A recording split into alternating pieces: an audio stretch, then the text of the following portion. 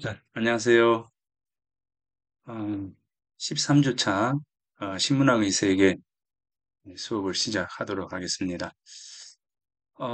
원래 이제 이 시간에는 7장의 이 이밤서원, 이제 여헌 장헌강 선생이 이 머물렀던 이밤서원에 대해서 먼저 하고, 오사를 하려고 했는데, 7장 그 이밤서원과 관련된 이 자료가 파일이 이 문제가 생겼습니다. 예, 그래서 푸드풀 이 오사를 먼저 하고 내일 학교에 가서 이번 수원 파일을 한번 찾아보고 다시 찾아보고 그렇게 이제 그 이번 수원에 대해서 하도록 하겠습니다. 자, 일단 이제 오늘은 오사 부분을 먼저 하겠습니다. 이 오사의 경우에, 자, 이 오사의 경우에는 오어 해서 나오자에 예, 고기어, 그 다음에 절사 이렇게 되죠. 오어사인데, 자, 이 오사입니다. 이 나오자, 예, 고기어자, 오어, 그죠? 오어. 음, 내가 싼 똥은 내가 잡은 고기다. 예, 너의 똥은 내 물고기다. 이거죠. 여기 너의 똥은 너의 똥은 어, 나의 물고기다. 너의 똥은 나의 물고기다. 라고 해서 이제 오오사 이렇게 절사자로 되어서 이제 저의 이름이 만들어졌습니다. 자, 이 오오사 이렇게 되죠. 이제 이 오사는 원효 스님, 그 다음에 해공 스님, 그리고 대안 스님, 이 함께 예, 불교를 강론하던 도량이었다. 예, 그래서 물론 이제 저기 오사에 가면 자장암 이렇게 해서 자장 스님이 사실은 계시지만 자장보다도 이 오사는 실제 이 원효와 해공과 대안이라고 하는 이 세 스님이 이 머물러 있었던 어찌 보면 불교에 있어서 해방 공간이라고 말할 수가 있을 것 같습니다. 해방 공간이라고 한다면 어, 자유자재로 자신의 생각을 펼쳐낼 수 있는 곳, 자신의 어떤 고민들을 어, 마음껏 할 수 있는 곳, 학문적인 어떤 측면에서의 해방구다 이렇게 놓고 본다면 불교의 교리를 시대와 영합하지 않고 자신들의 가치로서 불교를 공부할 수 있는 곳. 이것이 이제 바로 어, 이 오사가 가지고 있는 해방의 공간이 아니겠는가라고 이제 생각을 합니다. 이 원효의 경우에는 이제 워낙 그 여러분들이 잘 알죠. 여속공주와의 사이에서 설총을 태어나게 했다라고 하는 그 이야기요. 그 이야기는 아마 여러분들이 너무나도 잘 알고 있을 겁니다. 그런 어떤 그 기이한 행동이라 할까요? 파괴와 그리고 이제 불교의 교리라고 하는 이 두 가지 양면들을 함께 예, 행하면서 스스로 시대적인 어떤 흐름 속에서 불교와 신라 사회를 변화시키려고 했던 인물. 이 바로 이제 원효입니다. 예, 그래서 이제 원효의 경우에는 저는 이제 단정하기를 신들의 세계라고 하는 신라죠. 신라의 성골과 진골은 신입니다. 사실 육도품이하는 인간이죠. 인간계, 신계 이렇게 구분할 수 있습니다. 그래서 성골, 진골의 경우에는 인간하고 교접을 하지 않죠. 그러니까 교류를 하지 않는 거예요. 이제 그들끼리의 리그다. 이렇게 신라는 철두철미한 진골, 성골을 통한 그들끼리의 리그가 펼쳐졌던 그러한 공간이었다. 그런데 이 불교의 경우에도 마찬가지로 불교가 어찌 보면 어, 하 아래로 내려와야 되겠죠. 하화 중생 해야 됩니다. 상부 보리 위로는 보리를 구하고 하하 중생 화 변화시킨다. 그죠? 화 하하 중생이죠. 하하 아래로 내려오는 거죠. 아래로 내려와서 그죠? 하하 아래로 내려와 가지고 중생들을 변화시켜야 되는 거죠. 그죠? 그러니까 이제 이 중생들을 하화 중생 이렇게 이제 이야기하는데 사실은 이렇게 종교가 누구를 위한 종교가 되어서는 안 되거든요. 그러니까 귀족을 위한 종교로 머물러 있으면 결국 종교가 그 종교로서의 역할을 하지 못하는 것처럼 원효는 그 부분에 대해서 고민하고 이 불교가 대중들 속으로 내려와야 되고 대중들 속으로 다가가야 한다라고 이제 생각을 한 겁니다.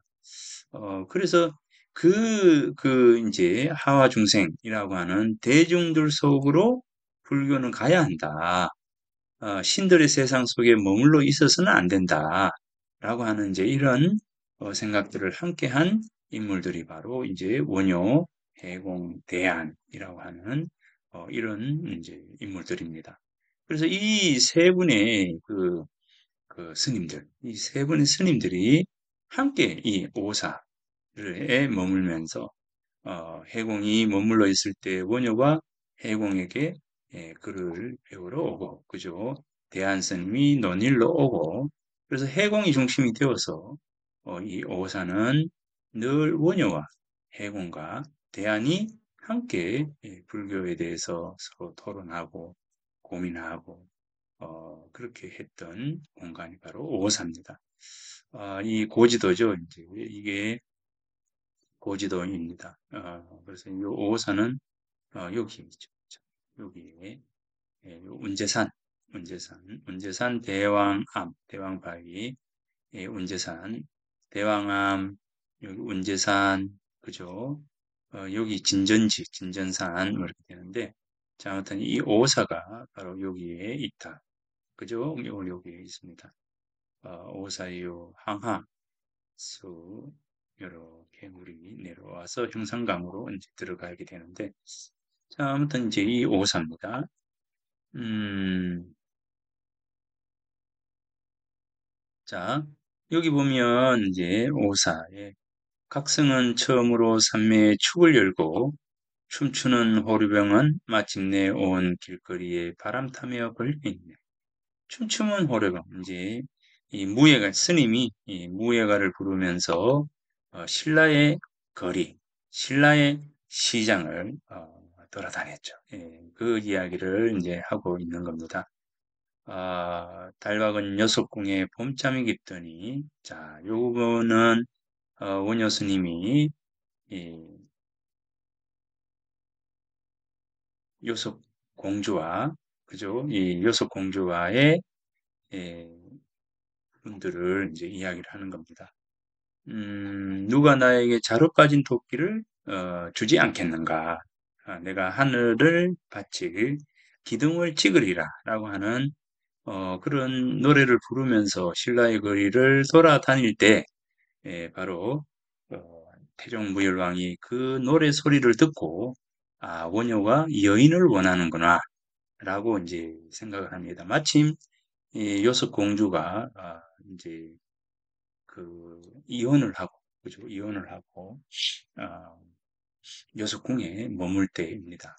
그래서 원효가 그래서 이제 3월 30날 이 원효가 사마령에 올라서 내려오면서 자, 이 월성이면 월성 옆에 남천을 따라서 내려오다가 이 남천의 물가에 퐁당 빠지게 되죠. 그랬을 때 태종무열왕이 이 군사들을 시켜서 원효를 달랑 들어가지고 요소궁으로 데리고 갑니다. 예, 그래서 설총이 태어나게 되죠.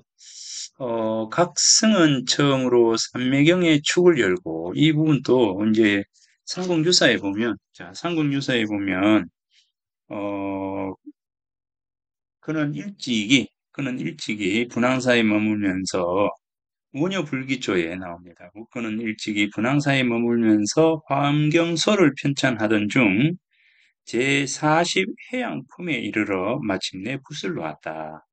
또 일찍이 송사로 인하여 몸을 일백 소나무에 나뉘었으므로 모든 사람들이 이를 위계의 초지다 이렇게 말했다. 또한 바다 용의 권유와 임금의 조서로 길가에서 삼매경소를 지었다. 자, 삼매경소를 지었는데 그때 붓과 벼루를 소의 두 뿔 사이에 놓은 연으로 각성이라고 했다. 각성이라고 그렇게 이제 불렀다. 또한 이 또한 본각, 이제 본각, 이 본각 근본 문자에 깨달을 각자. 그래서 이제 본각과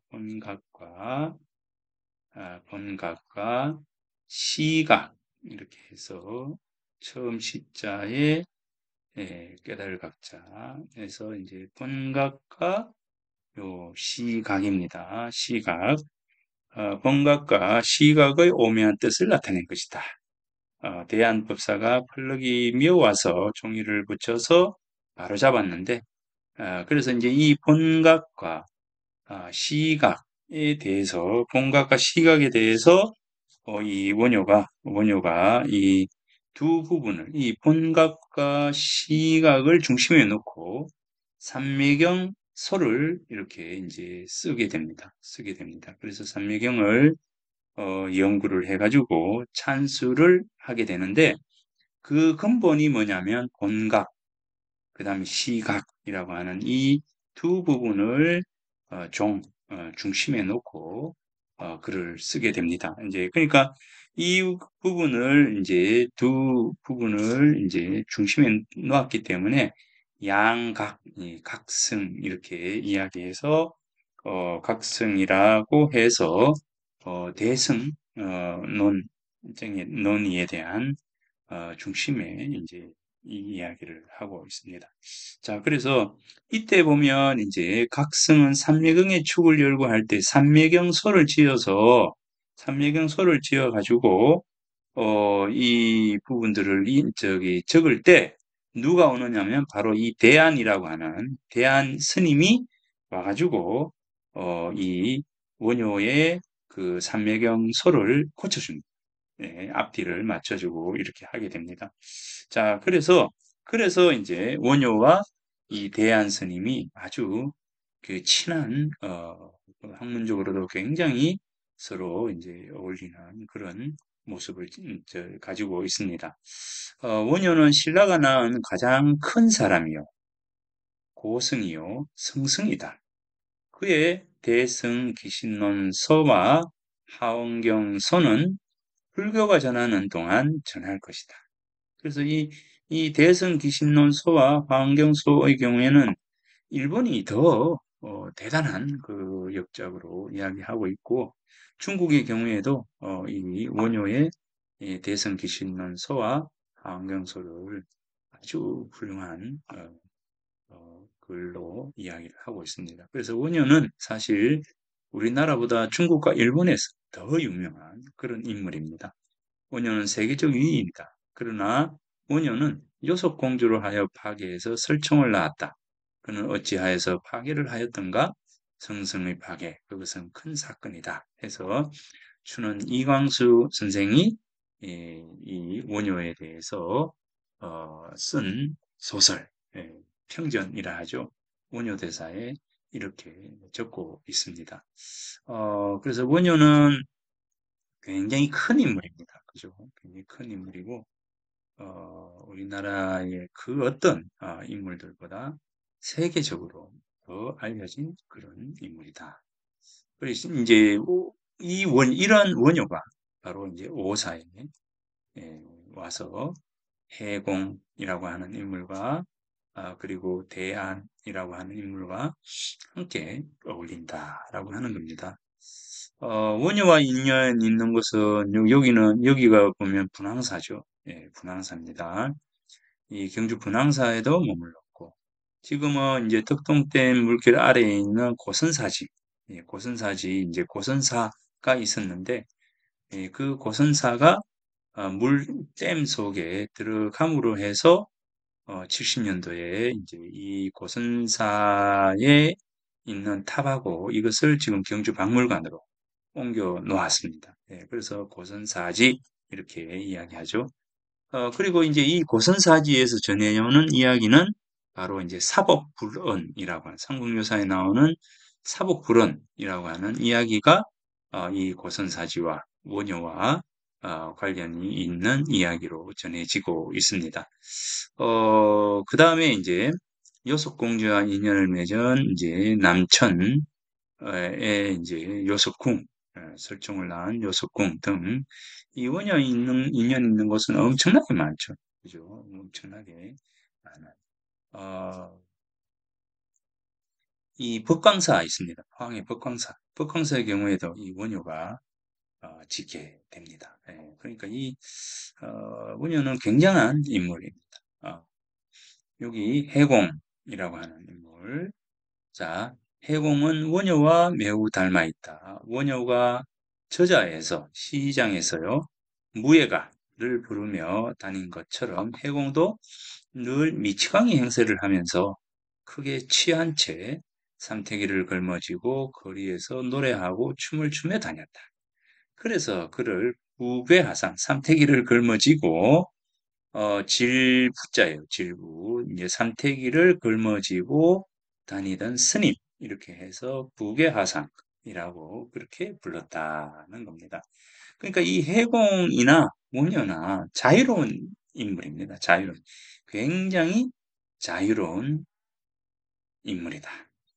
해공에 대해서는 신희한 이야기도 전하는데 해공은 늘 절의 우물 속으로 들어갔는데 한 번 우물에 들어가면 10달씩 나오지 않았다고 그렇게 이야기하고 해공이 우물에서 나올 때는 푸른 옷을 입은 신동이 먼저 솟아나왔고 우물에 나왔는데도 불구하고 옷이 하나도 적지 않았다라고 이렇게 전하고 있습니다. 그래서 해공의 이 신기함, 신의함에 대한 부분들을 이야기를 합니다. 그래서 앞에 이 부분에서는 원효와 매우 닮은 이 해공의 모습, 자유로운 그런 부분들. 그러면서도 이 해공이 신이한 이런 모습들은 해공이 보통 인물이 아니다라고 하는 부분들을 우리가 느낄 수 있는 부분입니다. 이 해공에게 원효가 찾아와서 궁금한 것이 있으면 바로 이제 원효가 오사에 들릅니다. 오사에 들려서 이 해공에게 자주 물었다. 이렇게 이야기를 합니다. 그만큼 이 해공이라고 하는 인물은 대단한 학문을 지녔고 굉장한 도력을 지니고 있었던 그런 인물이라고 말할 수가 있을 것 같습니다. 그래서 이제 이 원효가 해공에게 와서 본인이 이 의심나는 것이 있으면 자주 물었었는데 그러면서 원효와 장난을 많이 치기도 했습니다. 이 삼국유사에 전하는 이야기가 바로 이 오사와 관련된 오사의 절 이름과 관련된 이야기가 바로 똥을 누는 이야기입니다. 자, 삼국유사에는 이렇게 전합니다. 하루는 두 분이 시냇가에서 물고기와 새우를 잡아먹고 바위 위에 똥을 놓았다. 해공이 이것을 가리키면서 농담하기를 내가 싼 똥은 내가 잡은 고기다. 했다. 이로 인해서 이 절을 오사라고 했다. 이 이야기입니다. 이게 삼국유사에 나오는 이야기입니다. 시냇가에서 물고기와 새우를 잡아먹고 바위 위에 똥을 누웠는데, 그죠? 똥을 누웠는데, 해공이 이것을 가리키면서 내가 싼 똥은 내가 잡은 고기다. 이렇게 이야기를 합니다. 그러니까 이제 내가 잡은 고기를 먹고 네가 똥을 쌌다. 이렇게 이야기를 한 거죠. 이제 이 원효와 해공에 대한 부분은 이제 요런 이야기이고, 자, 대안이라고 하는 인물을 여러분들과 함께 보겠습니다. 이 대안 스님, 그죠? 대안 스님. 이 원효를 말하면서 이 대안을 빼놓을 수 없습니다. 예, 여기 보세요. 그래서 삼국유사에 아까 읽었지만, 바로 대안법사가 펄럭임에 와서 종이를 붙여 순서를 바로 잡았는데, 예, 이것은 뭐냐면, 삼매경소를 지었는데, 이 금강산매경요. 금강산매경을 지었는데 이 그 금강산매경 소를 이 대안법사가 고쳐줬다. 순서를 바로잡았다. 그죠? 고쳐줬다. 이렇게 이야기를 하는 거죠. 이제 그러니까 이 대안이라고 하는 인물이 얼마나 대단한 인물이냐. 또 여기 보면 이제 해공에게 와서 늘 물었다 하거든요. 해공에게 자주 찾아와서 의심나는 것을 물었다. 이렇게 이야기를 합니다. 이제 이렇게 놓고 보니까 이 해공이 이 얼마나 대단한 인물이냐. 원효가 와서 묻고, 그리고 이제 자기 어떤 그 궁금한 부분들에 대해서 묻고 그것에 대해서 이제 이야기를 했다라고 하는 거니까 이 해공이 얼마나 대단하냐. 그런데 이 대안이라고 하는 인물도 참 대단합니다. 대안에 대해서는 이제 대안 삼국유사의 이 원효와 관련된 이야기에서 이 대안이 나오는데 실제 이제 이 원효와 함께 종교 대중화에 기한 인물이 바로 이 대안입니다. 주로 시장을 주로 다녔대요. 그러니까 아까 이제 강의의 저기 맨 앞부분에서 이 종교라고 하는 것이 사실은 특히 불교의 경우에도 하화 중생이잖아요. 대중들 속으로 들어와서 내려와서 대중과 함께 가야 되는 것이 어떤 종교가 가지고 있는 그런 부분들이다. 그러니까 이 종교가 특정인을 위한 종교가 되어서는 안 되고 귀족을 위한 종교가 되어서는 안 된다는 거죠. 그런데 신라의 종교는 귀족 불교였다라고 하는 겁니다. 그런 부분에서 원효는 귀족 불교로 머무를 것이 아니라 바로 뭡니까? 대중들과 함께하는 그런 불교의 모습을 이야기를 하는 겁니다. 이제 그러니까 이 대한 그런 부분에서는 이 해공과 이 원효와 대안이라고 하는 인물은 같은 방향, 같은 곳을 바라보는 인물이었다라고 하는 겁니다. 예, 그래서 대안에 대해서는 송나라의 고승전의 원효전의 다음의 이야기가 전합니다. 자, 대안은 헤아릴 수 없는 사람이었다. 특이한 차림새로 항상 시장에 있으면서 동발을 치면서 대안이라고 소리쳤기 때문에 사람들이 그를 대안이라고 불렀다. 자, 항상 뭡니까?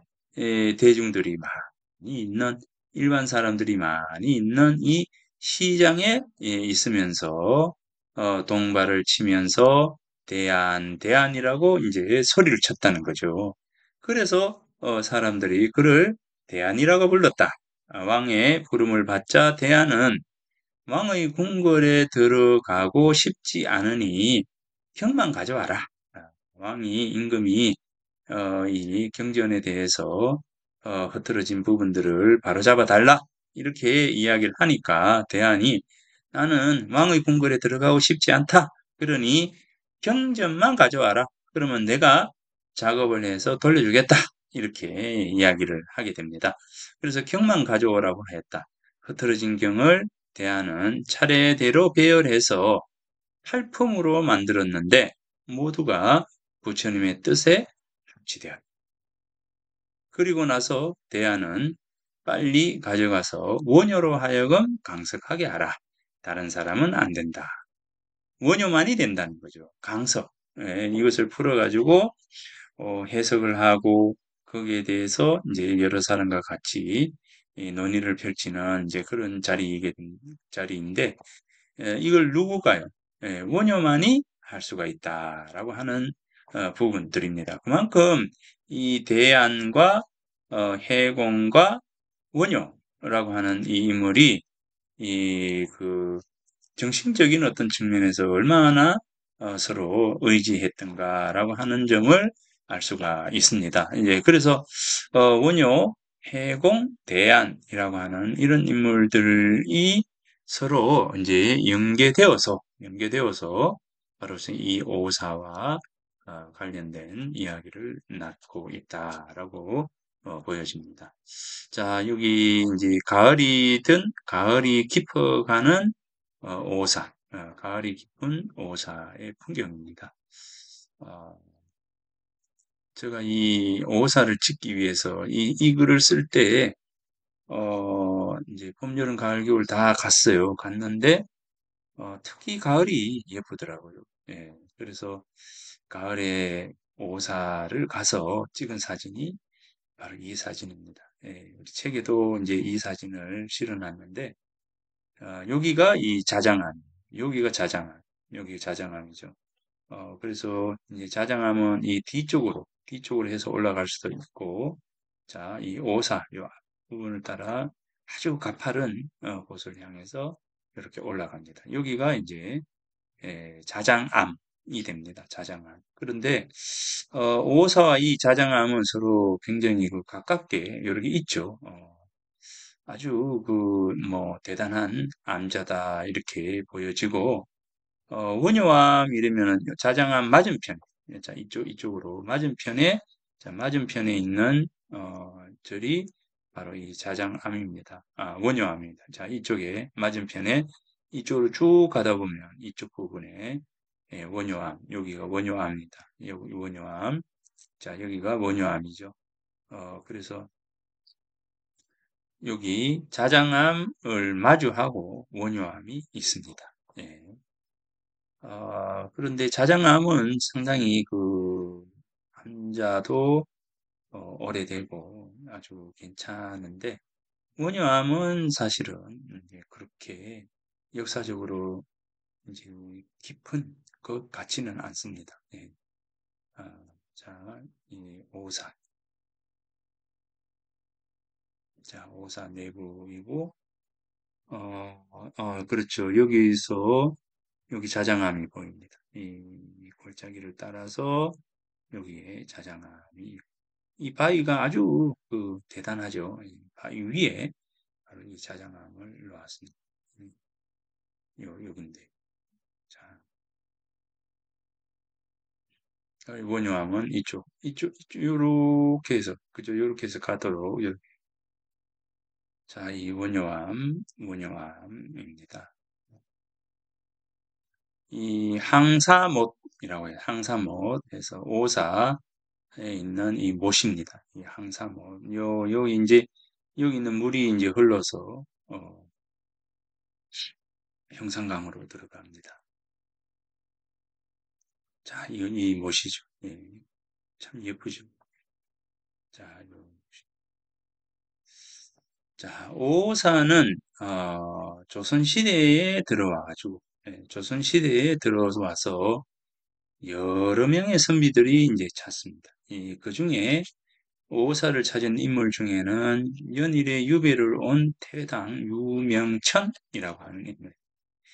이 여러 선비들이 이 오사를 찾게 되는데 이 유배를 온 유명천에게도 이 뇌물고기라던 해공과 원효의 이야기를 들었던 것 같아요. 예, 유명천이 오사에 대한 이제 유래에 대해서 들었는 것 같은데 바로 이제 유명천이 오사라는 제목의 아래에 이렇게 이제 글을 쓰고 있습니다. 오사는 운제산에 있는 절인데 신라의 원효와 해공이 물고기를 잡아 먹고 물에서 똥을 누웠고 문득 물고기가 살아서 그것을 가리키며 서로 내 물고기라고 하였고 이에 저의 이름으로 삼았다.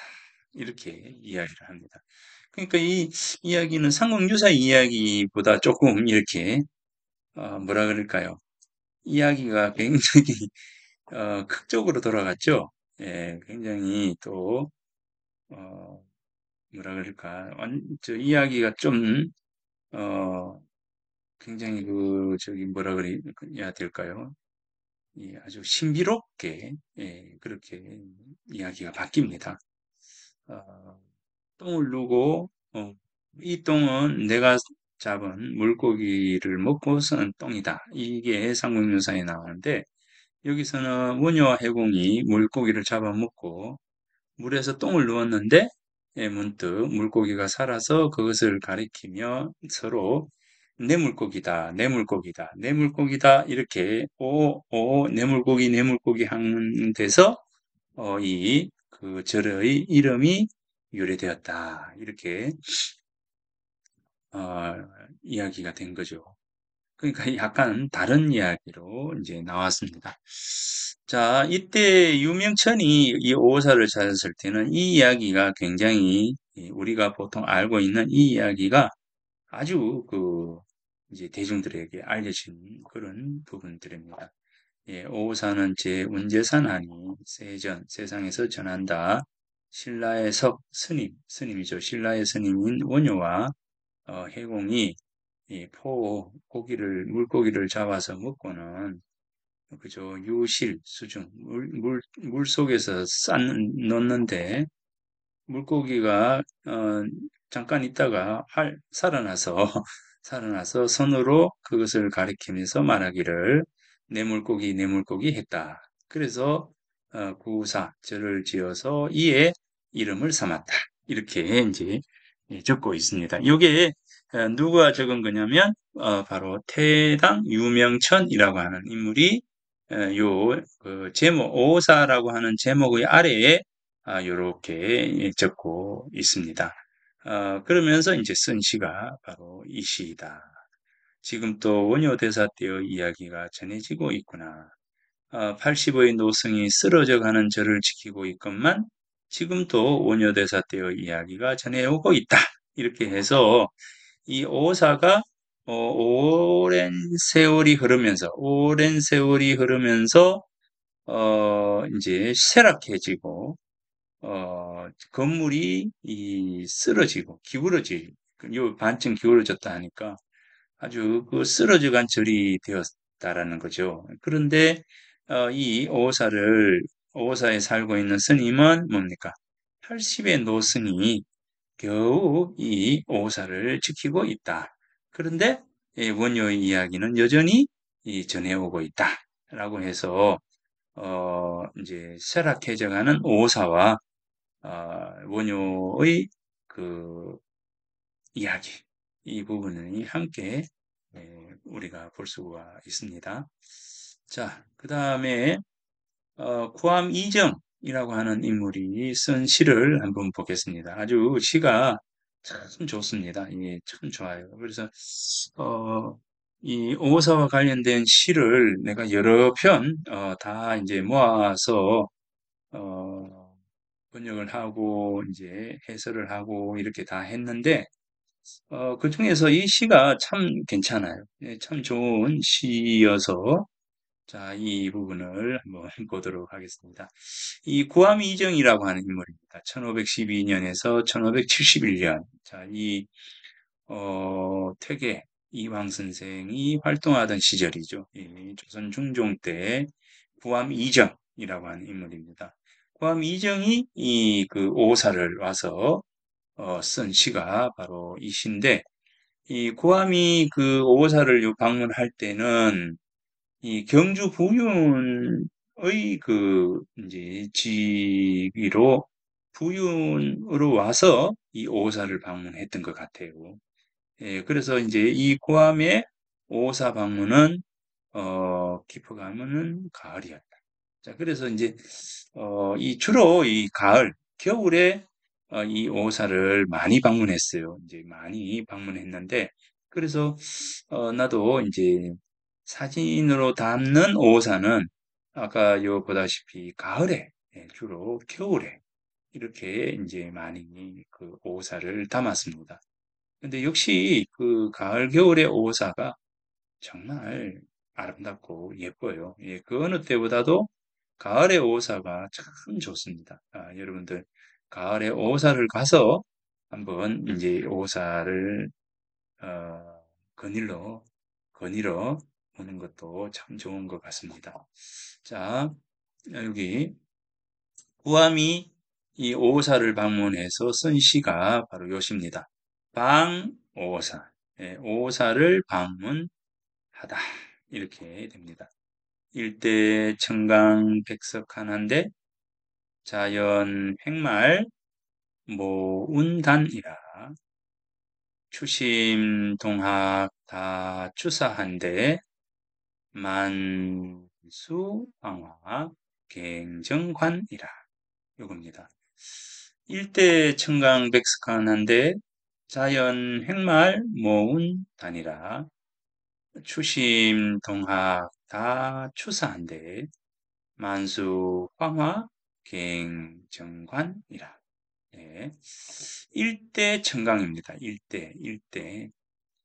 일대는 띠대자죠. 띠대. 한띠예요. 한띠. 자, 요게 이제 음, 어, 어디일까요? 자, 여기. 자, 요거 보세요. 요렇게 되었다. 자, 요렇게 되었다.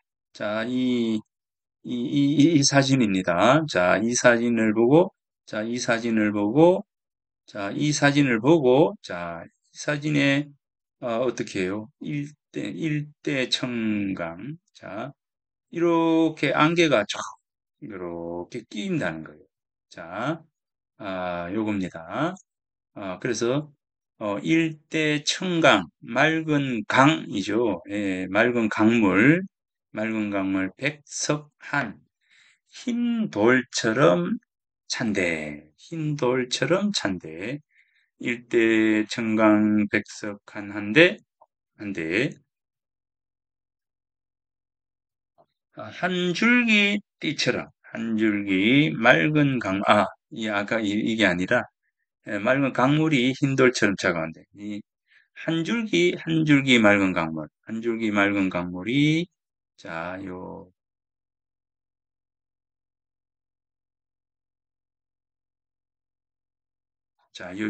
이쪽으로 물이 쫙 흘렀다고 보십시오. 이 계곡 저 끝으로부터 물이 흘러가지고 지금은 건천이 되었는데 자 이렇게 흘러내려오는 거예요. 자 일로 내려와서 어디로? 요쪽으로 쏙 나와요. 나와서 요 물길을 따라가지고 이렇게 나오는 거죠. 이렇게 나와서 쭉 이렇게 이제 나아갑니다. 그러니까 일대 청강 백석 하나인데 자연, 붉은 연기, 자색 연기, 요게 이제 구름이 이렇게 빗겨 있는 거죠. 가로로 쭉 이렇게 끼어 있는. 모운단, 저녁 구름 끝에 뭡니까? 붉은색 연기가 이렇게 착 걸려 있다. 이 말이죠. 걸려 있다. 가을이 깊은 동학 골짜기마다 이렇게 골짜기 학이죠.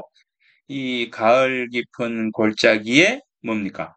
다수사, 근심수, 생각사, 근심스러운 생각이 많은데, 그죠? 가을 깊어가는 골짜기에 근심이 많은데, 가을이 깊어가면 왜 근심이 많습니까? 한 살 더 먹죠. 한 살이 더 먹고, 또 가을이 깊어가면 어떻습니까? 이제 추위가 다가오면 옷깃을 여미게 되고, 혼자 있는 것에 대한 외로움, 가족을 보고 싶은 것에 대한 외로움, 뭐 여러 가지가 많겠죠. 특히 이 시간이 흘러가는 것에 대한 올 한 해도 이렇게 저물어 가는구나. 그죠? 그런 저런 생각들이죠. 추심, 동학 다 수사한데 근데 이제 만 가득 찰 만자 이제 수는 이제 꽃을 씁니다. 이 머리에 꽂다. 자, 머리에 꽂다. 무엇을 꽂느냐면 황화는 뭡니까? 국화죠, 국화. 가을 국화. 가을 국화를 가득 꽂고, 예, 가득 꽂고 이제 가득 꽂으면서 다시금 의관을 단정하게 한다. 바르게 한다. 정돈한다. 이 이야기입니다. 이게 뭘까요? 머리에 국화 가득 꽂고 다시 의관을 정제하네. 만수, 항하, 갱, 정관이라. 예, 만수. 어, 만수. 이 머리에 국화를 꽂는다고 뭐 하지 않더라도 뭡니까? 국화를 가득 꽂으면서 국화를 꽂으면서 관을 정지한다. 자, 이건 무슨 뜻일까요? 바로 이제 국화는 무엇을 뜻합니까? 매난국죽 뭡니까? 사군자죠, 사군자. 이 사군자 중에 하나가 뭐죠? 바로 국화입니다. 사군자 중에 하나가 국화입니다. 매화는 찬 계절에 일, 매화의 경우에는 매일생한 불매화. 자, 매화는 아, 매,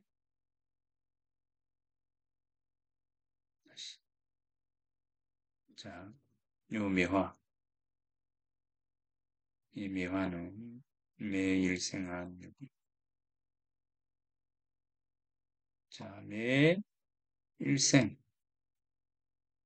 매화는 평생에 한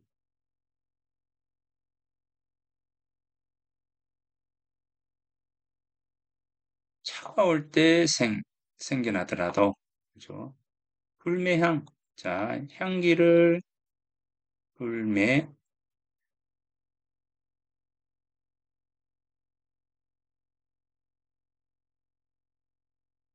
의 향기를 팔지 않는다. 미아는 일생 찬 곳에서 태어나 차가울 때, 찰 때, 이른 봄이죠. 겨울의 끄트머리에서 맨 처음 피는 게 매화죠. 예. 그러니까 매화는 그렇지만, 추운 계절에 태어나지만, 어, 향기를 팔지 않는. 예. 그래서 사군자를 뜻하죠. 이 국화는 또 뭡니까? 추울 때, 예, 추위가 다가오더라도 뭡니까? 이 꽃을 피우고, 그 향기를 팔지 않는, 예, 꽃을 피우는 그런 게 국화입니다. 그러니까,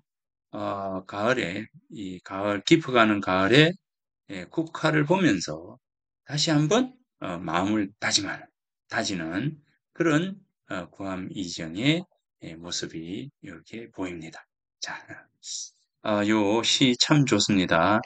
일대 청강 백석한한대 자연 횡말 모운단이라 추심 동학 다 수심한데 수사한데 만수 황화 갱의관이라 정관이라 이렇게 요 시입니다. 구암 이정이라고 하는 인물이 쓴 방오사라고 하는 시입니다. 자, 그러면 첫 시간 이렇게 마치겠습니다.